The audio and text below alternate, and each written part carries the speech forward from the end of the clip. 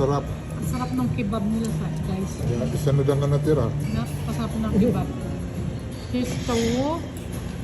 Ayan. Ay, nakasakay na kayo sa... Chop. Ay, nako. Yummy. Saka yung iba yung na-chop na namin. And Egyptian rice. Egyptian rice yan, di ba? Egyptian rice. Ang sarap guys. Bus na namin. Sakay na kayo sa camel. Tapos ito yung sausawan. Ayan. Mga mga dipping sauce. Yummy. Ito parang pizza. Ito na may cheese. May cheese sa loob siya. And may meat. Ang sarap.